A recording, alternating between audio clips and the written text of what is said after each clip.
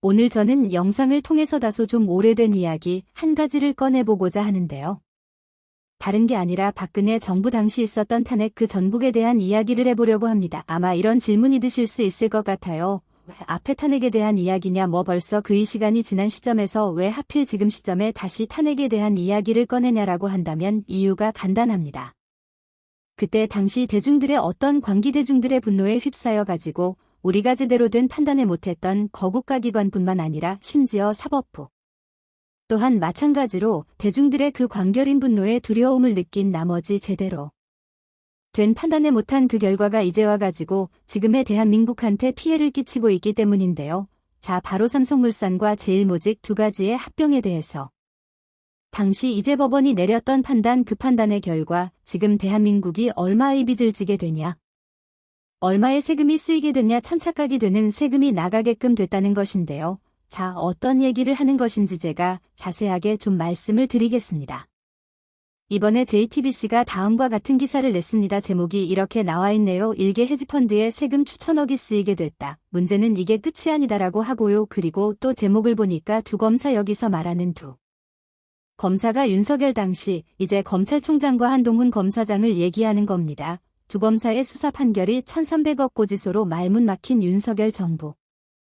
이렇게 나와 있습니다. 일단 결론부터 말씀을 드리면 JTBC 보도는 왜곡입니다. 왜 왜곡이냐?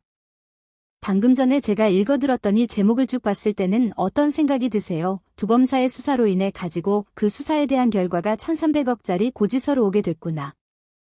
그러니까 윤석열 검찰총장가 한동훈 검사장 했던 수사, 그 수사가 잘못돼 가지고 지금 1,300을 우리가 물어내게 됐구나. 그래가지고 말문이 막힌 윤석열 전부다. 이렇게 정리가 되는 거 아니겠습니까? 실제로 그래서 해당 지금 영상에 대한 댓글들을 보니까 이런 댓글이 올라오고 있어요. 두 전직 검찰 공무원에게 꼭 구상권 청구해 주셔요. 이렇게 하는데 아마 제가 보기에는 높은 확률로 구상권이라는 게 뭔지도 모를 것 같은데 어디서 지시를 받고 이렇게 댓글을 남겨놓고 갔습니다. 아주 높은 확률로 제가 보기에 이분은 구상권이 뭔지 모를 겁니다. 그리고 또 이렇게 나와 있죠. 어렵겠지만 수사기소 판결을 잘못한 당사자에게 대한 책임을 좀 한국어가 좀 이상하지 않습니까? 그럼 어쨌거나 수사기소 판결을 잘못한 당사자에게 책임을 물을 수 있는 법률을 만들어요. 정신을 차린다. 그리고 또 론스타 사태에 대해서도 파고 들어가면 핵심 원흉에 윤석열, 한동훈, 추경호가 있다. 탐사보도가 시급하다. 이렇게 나와 있는데 결론부터 말씀을 드리면이 지금 댓글들은 싹트 그냥 헛소리에 불과한 내용입니다. 아무 말이나 그냥 떠들고 있는 그런 상태인 것인데요. JTBC가 왜곡을 해가지고 제목을 달아놨기 때문에 그런 것도 있겠습니다만 사실 그렇다고 봐야 되겠죠. 대부분의 사람들 구체적인 내용에 관심이 없고 제목만 보니까 오늘 제가 영상을 통해서 말씀드리고자 하는 것은 뭐냐, 정권이 바뀌었습니다.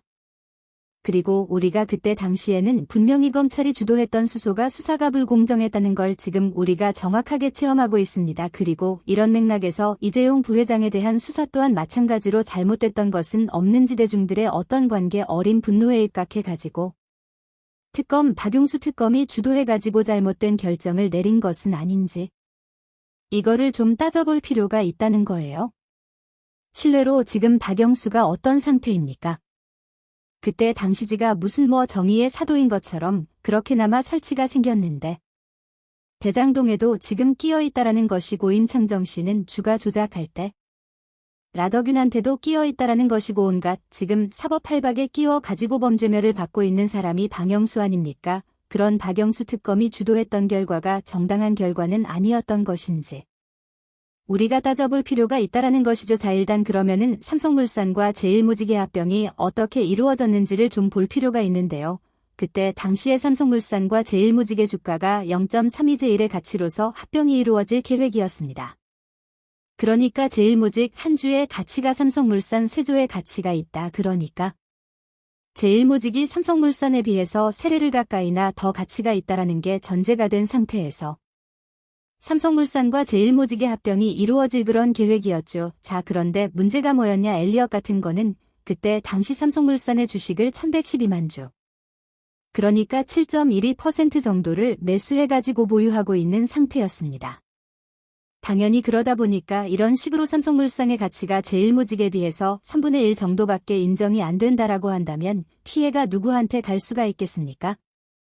엘리엇한테 갈 수가 있겠죠. 그러니까 엘리엇은 발 뻗고 나서 가지고 삼성물산과 제일모직의 합병을 반대를 했던 겁니다. 그래서 엘리엇이 열심히 자기 편을 끌어모았었는데 당시 이제 삼성물산에 대한 외국인 투자자들의 비율을 보시게 되면 엘리엇을 포함해서 몇 프로 정도가 됩니까? 33% 정도가 되거든요. 이 33%를 자기 편으로 일단 확보를 해놓으면 뭔 이렇게 조치를 취해가지고 합병을 막을 수도 있겠다라고 생각을 하고 있었죠. 그런데 이때 등장했던 사람이 누구였냐? 10% 정도의 지분을 가지고 있었던 국민연금이었던 겁니다.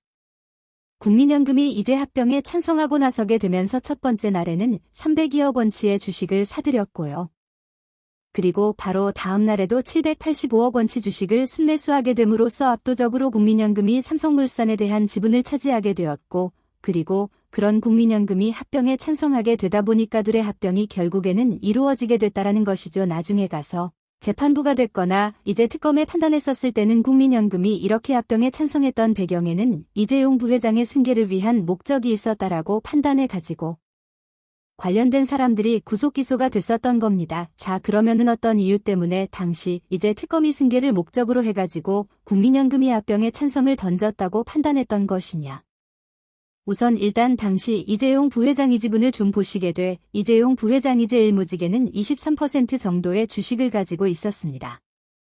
그런데 삼성물산의 출신은 하나도 가지고 있지 않은 상태였거든요. 그리고 또 이재용 부회장 같은 경우는 삼성전자의 지분은 0.6%를 가지고 있었는데 삼성물산은 삼성전자의 지분을 4%를 가지고 있었거든요. 그러니까 당시 특검 측에 가지고 있던 논리가 뭐였냐? 이재용 부회장은 제일모직의 지분은 가지고 있었습니다. 그런데 삼성물산의 지분은 안 가지고 있었어요.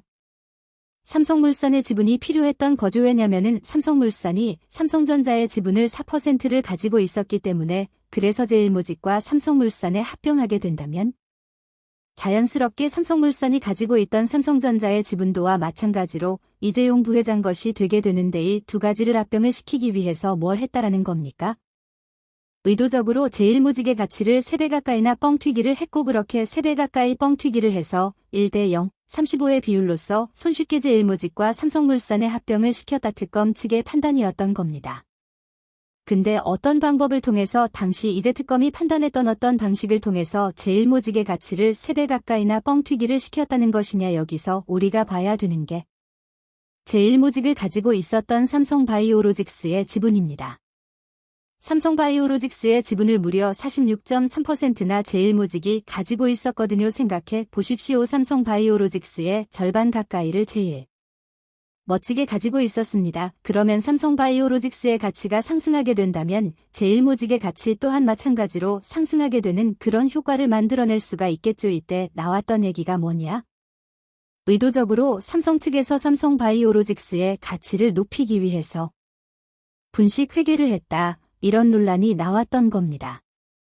어떤 식으로 분식할까를 했다는 것이냐 다른 게 아니라 삼성바이오로직스가 가지고 있던 자회사가 바로 삼성바이오에피스였는데 그 삼성바이오에피스를 자회사에서 관계회사로 바꿨다라는 것이죠. 그럼 원래 자회사의 경우에는 보유 지분을 장부가로 평가를 받게 되지만 관계회사로 변경이 되게 된다면 시장가로 평가를 받게 되거든요. 그러다 보니까 자회사였던 삼성바이오에피스가 관계회사로 바뀌게 됨으로써 시장가, 이제 그 시장이 공개가 되는 그 가격으로 평가가 되다 보니까 놀랍게도 회계장부로 어떤 식으로 평가가 이루어졌다는 거예요. 1조 9천억의 흑자를 내게 되는 그런 회사로 바뀌게 됐다는 겁니다. 정말로 그때 당시 삼성이 분식 회계를 통해서 의도적으로 삼성바이오에피스가 흑자를 댔다라는 식으로 조작을 했던 것일까? 편법을 동원했던 것일까? 확실한 것은 그때 당시나 지금이나 전문가들의 생각은 일치하고 있다는 겁니다. 결코 이거는 편법이 될 수가 없다는 거예요.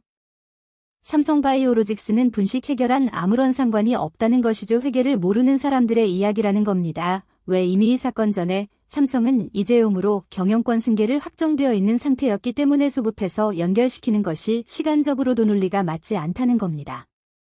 그러니까 예당 초구형 특검이 주장했던 그 논리 자체가 근거가 없다라는 것이죠. 분식 해결을 통해 가지고 무슨 모재일모직의 가치를 높여가지고 삼성물산을 합병시켜가지고 삼성전자의 지분을 가지고 온 것이다라고 하는 것 자체가 경영권 승계를 위한 것이라는 논리가 안 맞다라는 거예요. 왜? 이미 이렇게 합병이 이루어지기 전에 삼성은 뭘 하기로 확정을 했기 때문에 이재용 부회장으로 순결하기로 확정을 한 상태이기 때문에, 그리고 결정적으로 전 정부에서는 여러 번 확인을 받고 문제가 없다라고 했던 그런 상황인데 갑자기 정권이 바뀌고 난 다음에 분식회계로 돌변이 된 것인데 이게 정치적인 게 아니며 뭐냐 이렇게 따져먹고 있습니다. 그래서 여러분들이 보시기에 어떻습니까? 저는 어떤 측면으로 보든지 간에 이재용 부회장이 경영권 승계를 위해서 제1모직과 삼성물산을 합병시켰다는 것인지요, 그 과정에 국민연금까지 관여가 됐다는 건 전혀 제가 보기에 논리적인 근거가 없다라고 봅니다. 그럼에도 불구하고 당시 박영수 특검은 관련자들에 대해서 불구속 기소가 됐거나 구속 기소까지 결정을 했고 법원까지 가가지고 결국에 확정 판결이 나온 상태이죠. 우리는 그런데 충분히 알고 있습니다. 조민희 씨와 정유라 씨의 경우뿐만 아니라 박근혜 전 대통령의 경우를 보더라도 헌법재판소가 됐거나 어떤 경우를 보는지 간에 당시의 탄핵 전국에는 대중들의 그런 해법과 광기 어린 분노에 의해 가지고 국가기관들이 제대로 된 판단을 못했다고 우리가 충분히 알고 있는 그런 상태입니다. 저는 정권이 박혀있는 이 시점에서 이종 부회장에 대한 이런 어떤 말도 안 되는 판결에 대해 가지고 다시 한번 공론화가 이루어져야 된다고 봅니다. 지금 좌파 쪽에 있는 그런 사람들 같이는 민주당 쪽에 있는 사람들은 뭐가 본지도 모르고 있는 그런 상태인데, 제가 보기에 이 삼성물산과 제모지에 대한 합병에 대해 가지고 법원이 나서가지고 유죄다라고 판결을 내린 거는 나중에 가서, 지금 윤석열 정권 때는 아니라고 할지라도 나중에 가서 분명히 역사의 재평가가 이루어질 거라고 확신합니다. 영상을 보시는 분들만큼이라도 이때 당시에 어떤 일이 있었는지, 실제로 어떤 일이 벌어지고 있었는지 이 영상을 통해서 확인하셨기를 바라봅니다.